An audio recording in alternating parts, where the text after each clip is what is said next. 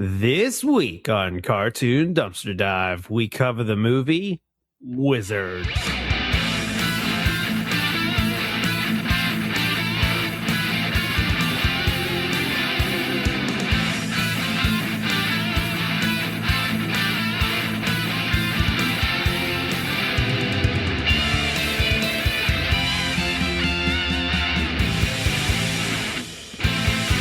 Your wizard, Andrew. Your wizard, Cartoon Dumpster Dive. So I went into this movie cold, Joel, as I'm sure you did. Yeah, I've always seen like the cover that we're looking at here. Yeah, I've seen it multiple times, but besides that, knew nothing about this movie. A lot more Nazis than I thought there would be. I was like, huh?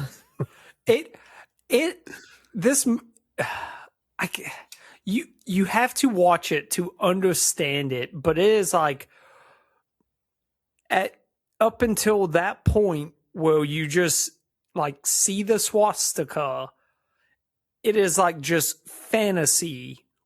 Yeah. And then it's like they explain that they're in the future. But it is the moment you see that, it is just like, okay, it's turned up to 11 on Nazis. And it just blew my mind. I felt so just blindsided, like spun around when you saw that, because then it's just like everything is just like just shoving down your throat of like being Nazis.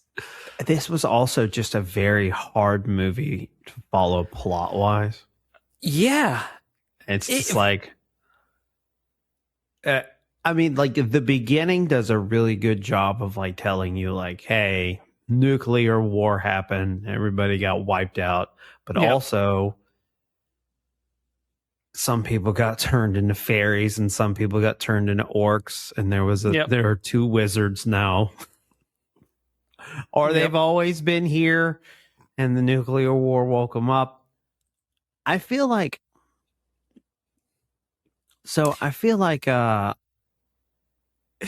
when they're written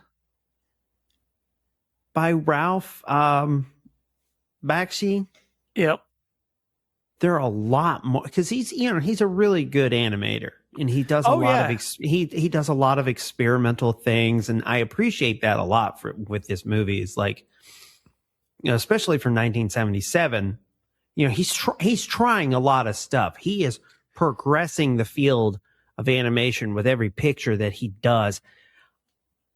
It's just super hard to figure out and it's like, what is actually, like, you have the cascading plot. Avatar, the wizard that we follow, has to stop his twin brother. Everything in between, I'm really not picking up what he's putting down. Like the details of the story just seem not that well put together to me. I agree with you on that. Like it, and that's the 180 I felt is I felt like I was on track with the plot, understood what was going on, and then out of nowhere, he tries to like throw more into it, and then I just start getting lost. But it never really kind of comes back around to me. It just kept it just keeps getting weirder. And so, let's talk about the creation of Wizards before we get too much into the weeds of the movie. How did Wizards get made? So you mentioned already, this came from Ralph Bakshi, who, I don't know if you recall, Andrew, he was actually the one that did the Lord of the Rings movie from 78. If you can't tell from how similar the animation is. Yeah. So he's actually said this whole movie is based off of drawings that he used to do in like high school, fantasy drawings he would do in high school. he was actually in Walks in 1967 to kind of create a more fantasy story at this time with CBS. That fell through. He then kind of went to 20th Century Fox to pitch roughly the same idea, still a fantasy movie, but he was going to call it War Wizards. To 20th Century Fox, they picked it up, and that slowly progressed there. Now, as I was looking this up, so Ralph, he's got a pretty interesting history when it comes to before this movie. Okay. People might not recall from our Lord of the Rings episode, but his big start in, call it, directing in movies was really the 1972 film Fritz the Cat. I was about to say it's either Fritz the Cat or didn't he also do Coonskin? Yes. Yeah. So he actually said that this movie was kind of his way of getting away from more urban-oriented films that dealt with topics of sex and drugs, and he just wanted to kind of focus more on, fantasy stuff, which he still couldn't help himself. He couldn't help himself, but I find that funny because the movie Coonskin was right before this. Right. In that movie, he got roasted because of that movie.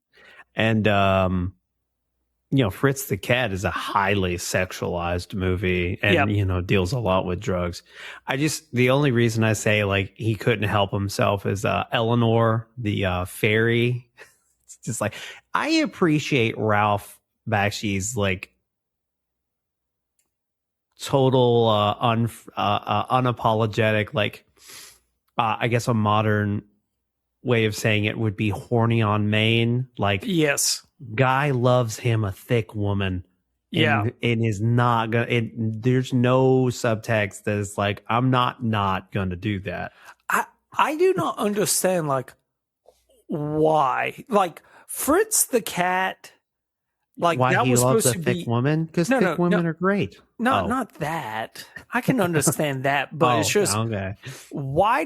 For this story, why did you have to make it so sexualized and things like that? Why did you have to go for rated R rating for this Wizards? movie? Yeah. I think it's more the war stuff than the sex stuff. I think since he's already thrown around guns and Nazis and stuff, he's look, I'm gonna draw at least a few. I might as well draw a few titties while I'm here. He's have you seen my past movies? Yeah, this is all I know, guys. I mean, this is as far as on the titty scale of a Ralph Bakshi movie. This is definitely on the lower, below 5 of the tit scale. Yeah. It is said that this film is a allegorical comment about the moral ambiguity of technology and the potential destruction powers of propaganda. Okay. I mean, I get the metaphor. Yeah. The metaphor makes sense. The execution is quite odd. Yeah. Now, here's the big one, because Bakshi in let me get the date. In 2006, there was a book that was published called Who's Who in Animated Cartoons. And he said in this book that this was the whole theme of the Wizards was about the creation of the state of Israel and the Holocaust about the Jews looking for a homeland and about the fact that fascism was on the rise again. So that's why he created this story. We're gonna move past talking about Israel. It doesn't really. Okay, I read that. I think the ending kind of correlates with how Israel was made. It like, to me, I kind of get that, but there are those things in this movie that I'm like, we'll talk about it when we talk about, just remember I'm saying there are things in this movie that I feel like you're trying to make a point about, this creation of the state of Israel and the Jews finding their home. But then you'll have some characters who are just a very stereotypical character of Jewish people. Well, I think he's Jewish. Well, I get that, but it's like some of the stereotypes, I'm just like, it doesn't make sense with what you are. Oh, the message we're trying to portray, and then I get you. Yeah, I'm lost there on that point. I'll talk about it one. Just filling the fantasy Israel with like all these like L'chaim, and you're like, wait a minute, what are we trying to say with this movie? Yeah, I'm just so confused. I'm like, what?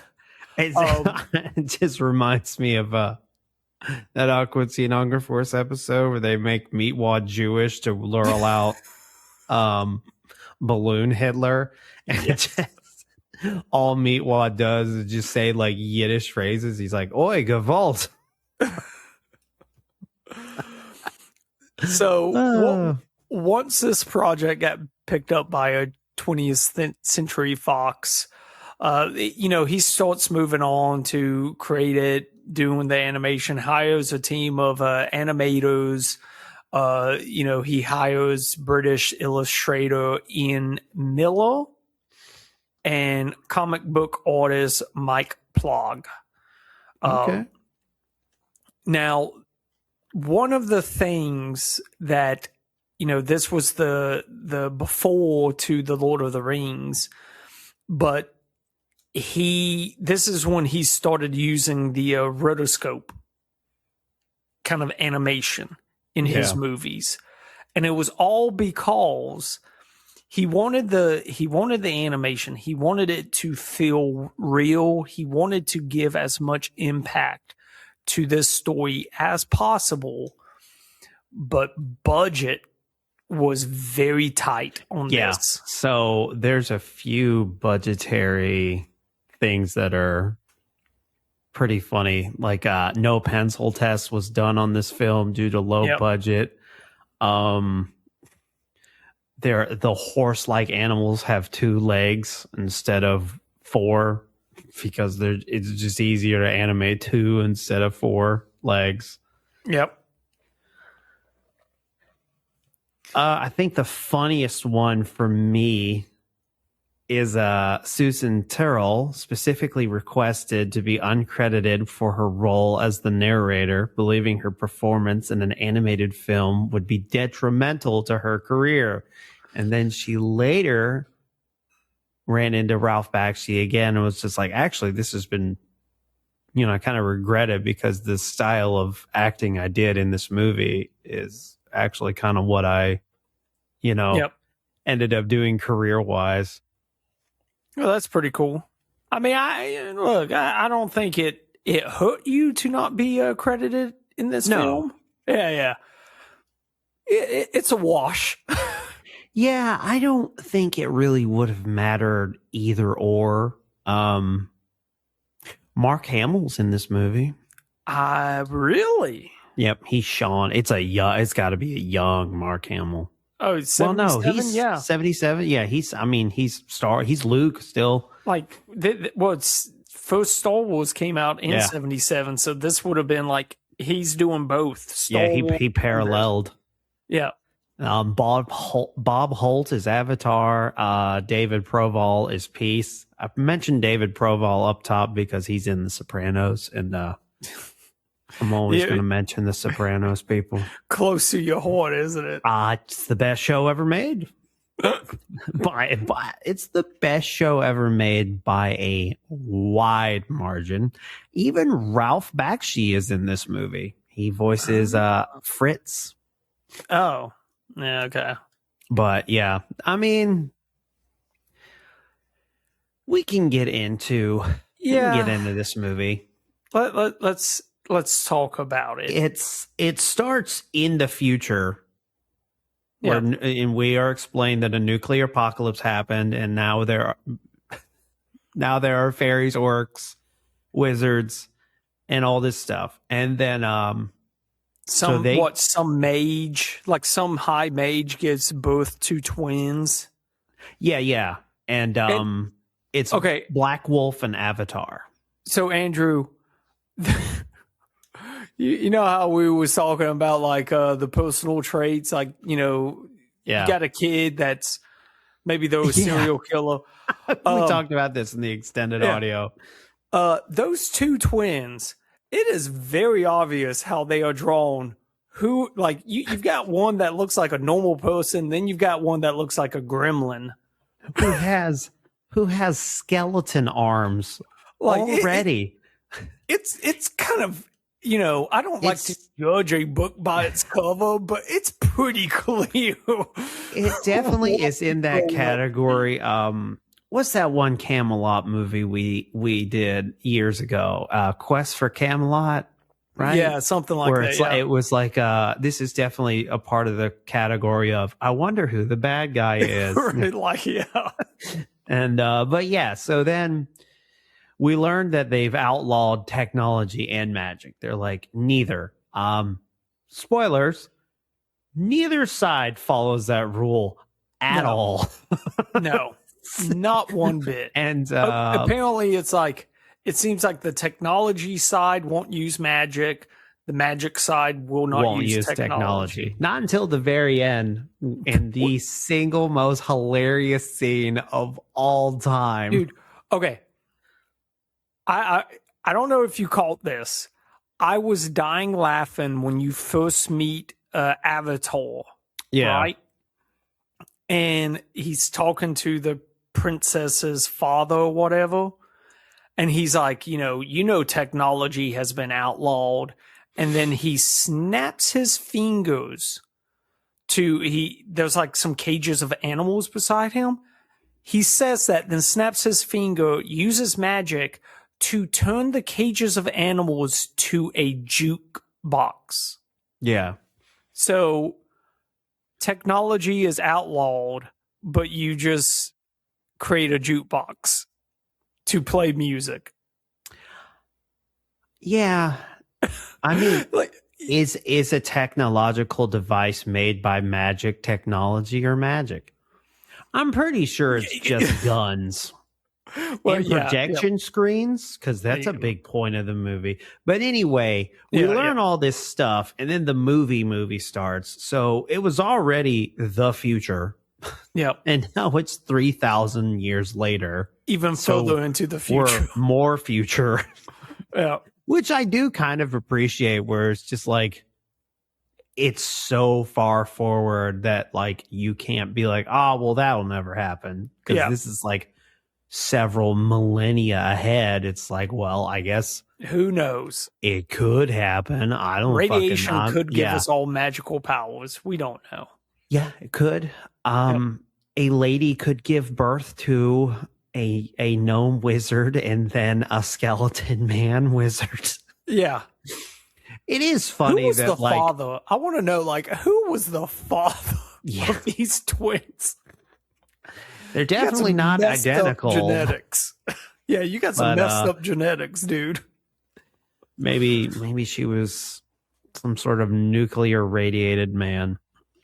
So it starts, and Black Wolf, the evil wizard, he really wants to he wants to rule all the magic. He wants to rule the magic people and all the land. He's just decided 3,000 years later. He's like, now's the time to strike. I've meticulously planned all this, and as ridiculous of a plan as this is, it's surprisingly effective against the magical army, which is he finds a projector full of Nazi propaganda films. Basically all of Hitler's greatest hits from WW2.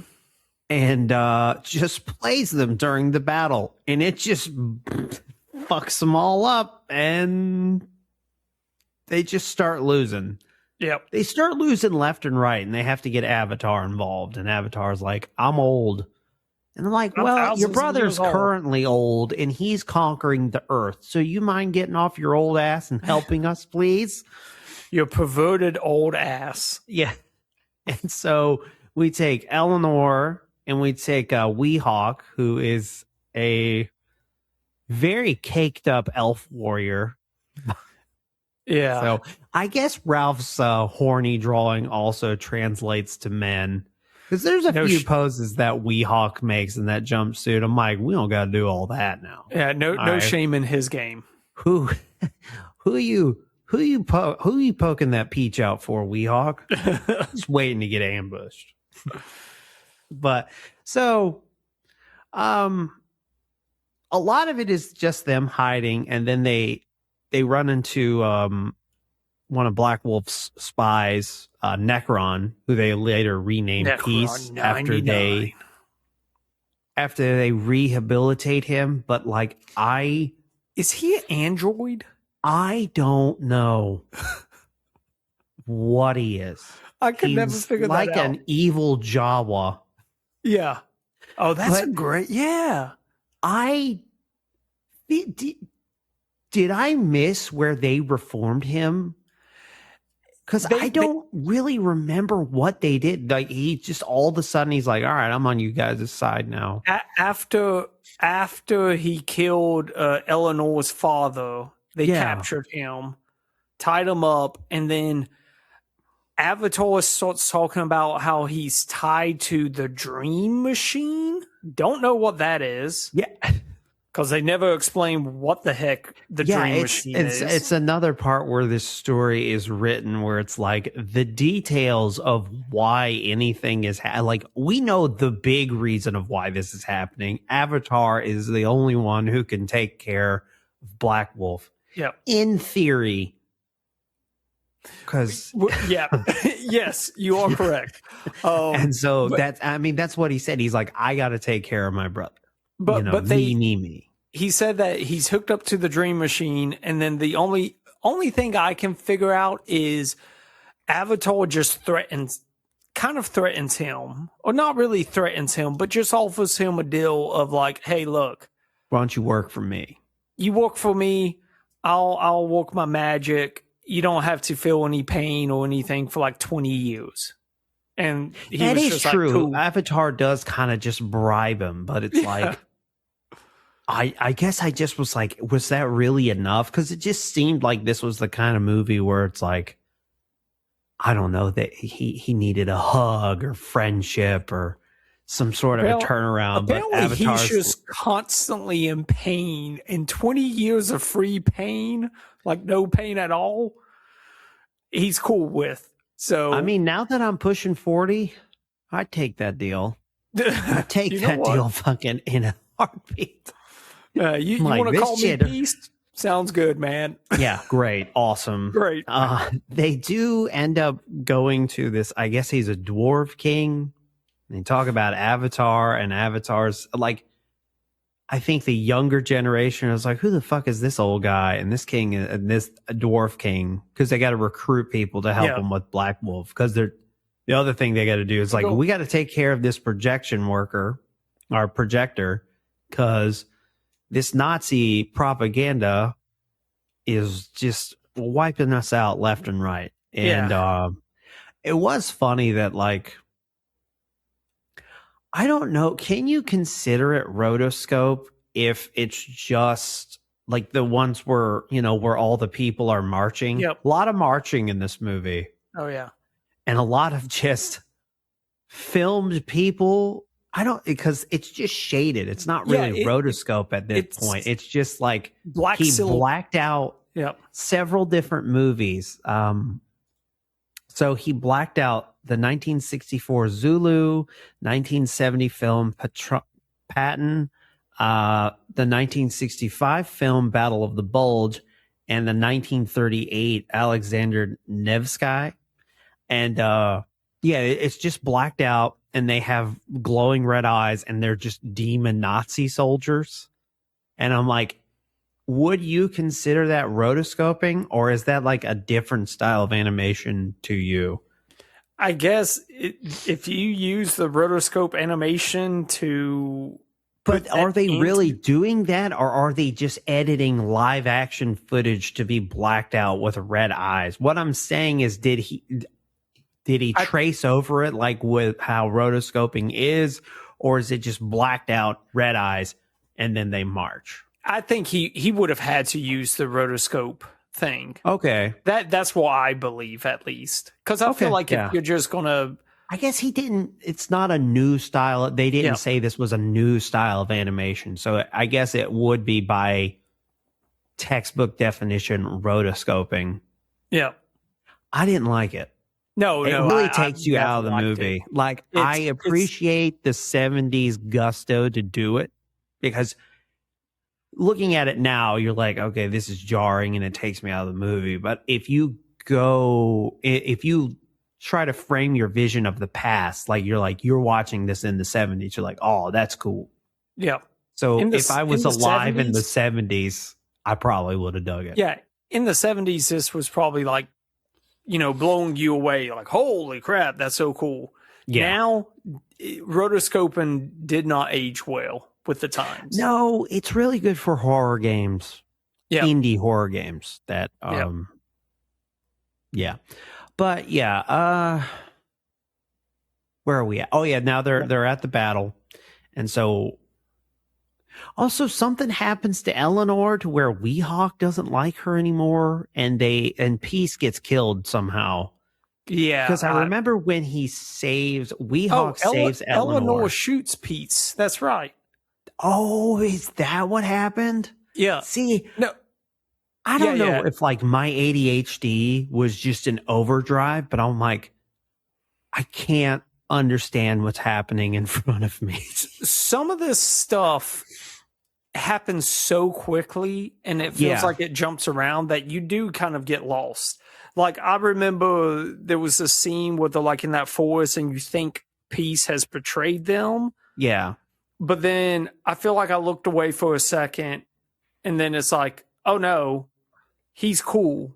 Peace is, he's actually on our side. He didn't betray us. And I'm like, I just thought it was weird when Weehawk saved her. He called her a slut and slapped her across the face. I don't think of the insult slut as a traitor. Yeah. But you slut, you. But then I think Avatar sets them straight. Something like that, yeah. Somebody is just like, no, Eleanor's not a traitor. There is, so this is about the time of the movie where, Black Hawk? Is that, no. Yeah, Black Hawk is the evil wizard, yeah. His forces are starting to dominate the Magic Kingdom, right? Yeah, it's like, we're pretty much at the big battle where, like, they're sneaking Avatar in, but also they've got it's the big battle of the big armies. Well, I wanted to, because I mentioned that there was one scene that really made me lose the plot, was when Black Hawk's soldiers, like the goofy guys in gas mask, go to like a church or a temple and meet the two Jewish people. Yeah. To kill them, but they was just like, hey, we got to pray all day before. Oh yeah, the other gnome people, and you're right. They were very stereotypically Jewish. Did you also notice how when you meet them, they are sitting in front of a giant CBS icon? I did not know that. So like it's like a subtle like, oh, Jews control the media type thing. Yeah. And I'm just like, and they are the like, most what are we trying to say here? Yeah, they are the most stereotypical like Jewish person. Yeah. And it's just that just kind of lost me. I'm like, okay, yeah. I think what really loses me in the movie is like when all the swastikas and like the real footage of Hitler shows up. I'm like, huh? Where did this come from? Like, and all of that, like you get all like introduced to swastikas, Hitler's, like live footage, all within about a 5-minute period. And it's weird that this movie is 80 minutes because it honestly felt longer, all while like being at like a breakneck speed. It felt like I was watching this movie for 2 hours. I mean, I definitely had to take a break. Yeah. But the big battle. Yeah, the big battle's happening. I mean, there are some cool scenes and like there's a lot of stabbing. Yeah, and the magic side isn't going to use technology rule is thrown completely out of the window in war because the second one of them elves gets a gun, it's like, fuck these spears. This is so much better. But the best use of a gun, because the battle is a very, big battle. And I've seen this clip on TikTok, which is why I wanted to watch this movie, because I'm like, am I missing something here? But it's the final confrontation of Avatar and Black Wolf. And, Avatar is just like, you're such like a attention pick me dude.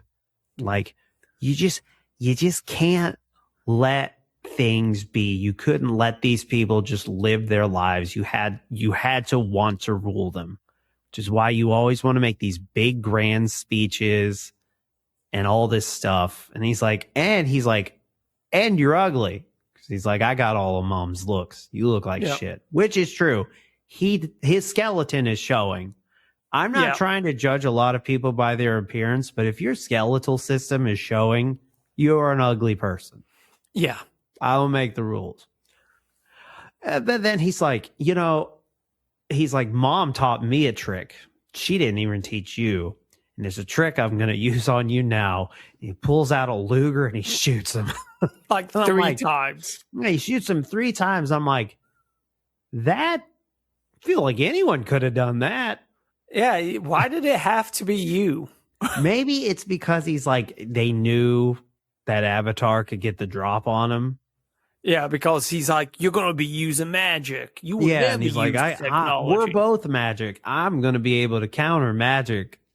And then he just shoots him. And that's pretty much, peace comes to the land. There are demon Nazis that go back from whence they came, because Black Wolf is dead.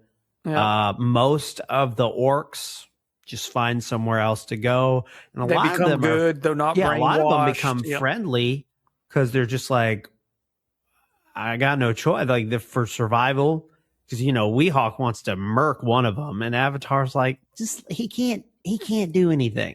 He's not magic. He's not strong. Like, just let him go. Let's try to make this post-apocalyptic nuclear wasteland a better time for everyone involved. Let's honor Peace's mind by just his sacrifice and just have peace. And create nuclear Israel. Yeah. And the best thing is you find out that Avatar apparently just goes off and gets hitched with Eleanor, and they go to start their own kingdom. Wait, no. So they go start Israel. I guess maybe that's what Avatar and Eleanor went to go do was, find Israel and, populate that, which, let's be honest, Eleanor is probably 16, 17. Well, is it like creepy neckbeard rules? Because she's a fairy, like her age is like somewhere in the thousands and it doesn't really matter. Wait, it doesn't seem that way. Yeah, because you figured if she was that old, she would already know how to use magic. She would have got her full fairy wings, which is the whole reason she was learning magic to begin with. But she didn't. And she's shacking up with some 4,000-year-old wizard. He's older than 4,000. 5,000. He's like 5,000. Yeah. So yeah. And he's got already 2,000. I think it's like 2,000 years in the future before it goes 3,000 years in the future. Okay. Pretty sure. But yeah, it seems like you picked up a lot more on that movie than I did. Because like as soon as that projection screen shows up, I'm like, I'm lost. I don't. And I'm not rewatching this to understand it better. It is a very difficult watch. I would not suggest this movie to anybody. It is on Prime for free. If you feel, I feel like if you're one of those people who are into the Grateful Dead or Fish, you've probably already seen it. But I feel like this is the kind of movie that like people who like jam bands, they would like this movie. I could see that. Because in a way, this movie is like a jam band. Because you're like, when is this going to end? Have I been watching this for years? Has time stopped? I don't know. It is very much of its time. All I know, it's just like a really good experimental animation film from the 70s where it's leaning heavily on its animation talents than it is its actual narrative story. But Joel, it's time to go to your new reoccurring segment, reviews that are technically good and reviews that are magically bad. Ooh, very nice, Andrew. Thank you. So this is sitting at let me get back to it. Oh, crap. This is sitting at a 6.3 out of 10. 15,000 ratings. So this is the 1-star review for you, Andrew, titled, It Made Me Want to Cry. This movie was horrid. The animation is subpar even for 1977, and the characters are shallow and horribly acted. Why is rotoscoping used simultaneously with animation? All this does is make things confusing. Rotoscoping a horse onto a two-legged beast just does not work. Ralph Bakshi, it is odd. Not only did you ruin Tolkien with your bad Lord of the Rings, you ruined fantasy with wizards. I wanted to cry after seeing this. Tell us how you really feel. Yeah, man. And this is a 10 out of 10 titled Underrated. Wizards. Now, this is a movie that news groups love to pick apart. But look past its cheapness and its technical flaws, and you find a underrated gem of animation. Although oddly structured, our protagonist doesn't set off on their quest until about half an hour into the movie, and weighed down with exposition. Wizard tells a good story, the art is excellent, and it has one of the coolest animated battles I've ever seen. Think Ralph Bakshi does Braveheart. I wouldn't say the best animated battle scene I've ever seen, but I mean, I would say if you appreciate animation and you also don't really care about the story, like if you're like an animation like connoisseur, not snob, because I would just say like an appreciation of, you know, different animation styles, because this one does throw a lot into it. And you know what? The soundtrack is not that bad. It's very 70s. You mean the funky music along with Hitler propaganda? It's a wild time, man. Talk about two opposite sides of the spectrum there. Wild. But yes, it is very trippy, and I do appreciate it from an animation standpoint. My only criticism is narratively, it's like it may be more on me and the mind frame that I was watching it in, but I was like, this is hard for me. It's hard for me to follow. It was hard for me to follow. You might have a better time. And the animation in it is pleasing to the eyes. So also hard to stay mad at big animated tits, of which this one doesn't have a lot, but it does have enough. What about you, Joel? What are your closing thoughts? The next time you have family movie night, next time you have a gathering of friends, and it's your turn to pick the movie, pick Wizards and lose every ounce of respect from your friends and loved ones. Looking for a way to not get invited to Thanksgiving this year? Play Wizards for your family. But don't watch it. You don't think it's worth a watch at all? No. I think it's worth a watch from an art standpoint, but not a narrative standpoint. That's okay. I'm not going to talk to the artsy people right now. I'm mad at them. Okay. Because they'll the say reason that this movie's here. Yeah, exactly. So I had to sit through what felt like 2 hours of this, but it was only 80 minutes. If you would like to appreciate our art, you can go to patreon.com/cartoondd. There we have a $5 tier.